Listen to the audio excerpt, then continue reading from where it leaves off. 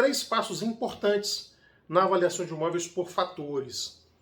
Antes de eu começar a te contar isto, já começa a me seguir aqui nesse canal e clica no sininho para você ser notificado sempre que eu tiver algum vídeo novo que vai contribuir muito na sua carreira de perito avaliador de imóveis.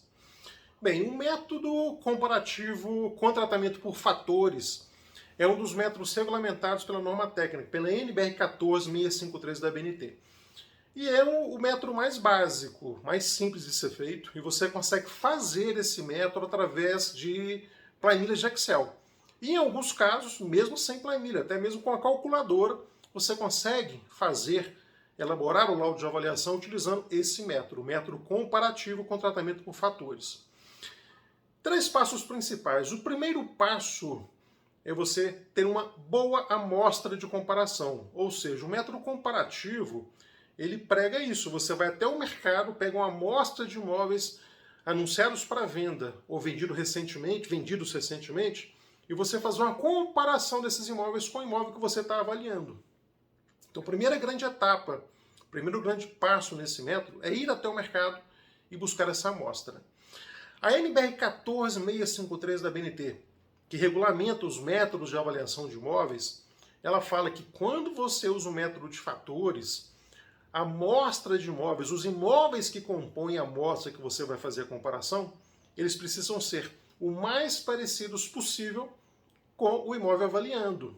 Isso quer dizer o seguinte, claro, imóveis de mesma tipologia, você vai avaliar casas, você vai buscar casas. Agora, essas casas da sua amostra precisam estar no mesmo bairro do avaliando, preferentemente na mesma rua, na mesma quadra, ou com algumas quadras separando um imóvel do outro da amostra, ou seja, tem que ser uma amostra muito parecida. Apenas uma observação aqui. Quando você usa um método comparativo com tratamento por inferência estatística, é diferente.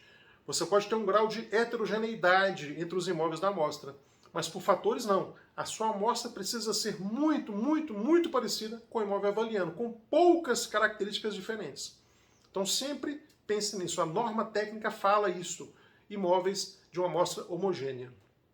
Segundo passo é você determinar os fatores que você vai usar na sua comparação, ou seja, aquelas características que você vai usar para comparar o avaliando com os imóveis da amostra. E como que você escolhe esses fatores?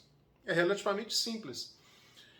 Quais são as características que explicam as diferenças de preços dos imóveis da amostra? São essas características que explicam as diferenças de preços dos imóveis da amostra, repito, que você vai utilizar como fatores no seu método comparativo. Deixa eu te dar um exemplo aqui. Você vai avaliar um lote em um bairro. Então a localização é uma característica que explica as diferenças de preços dos imóveis da amostra.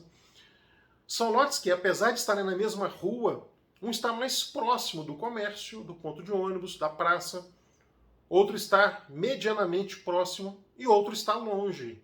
Essa característica, a localização, influencia, explica as diferenças nos preços desses imóveis. Esse mesmo lote, a topografia, você pega diversos lotes na sua amostra. Então, se um lote tem uma topografia plana versus um lote de uma topografia levemente acidentada versus o preço de um lote com a topografia muito acidentada, essa característica explica as diferenças de preços.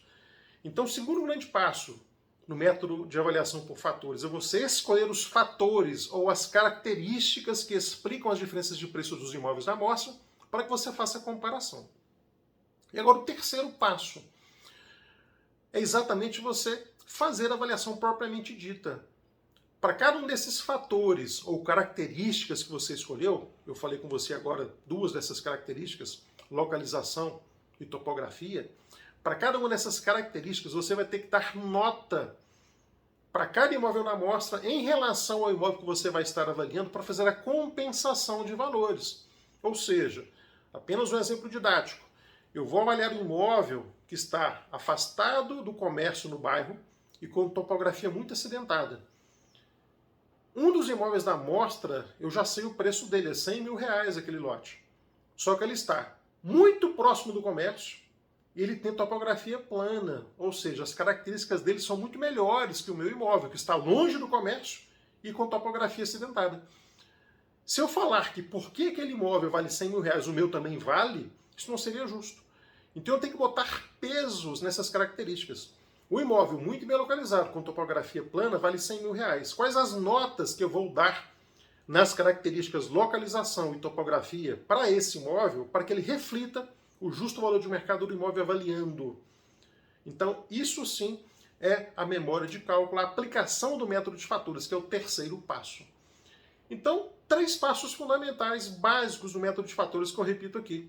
Uma boa escolha de amostra com imóveis muito homogêneos em relação ao avaliando.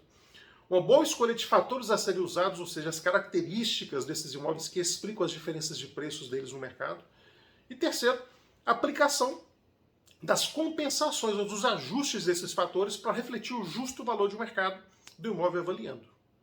Gostou da dica? Então faz isso. Segue o meu canal e clica no sininho para você ser notificado quando eu colocar aqui um vídeo que vai contribuir para a sua formação como perito avaliador de imóveis. Um abraço, até a próxima. Tchau!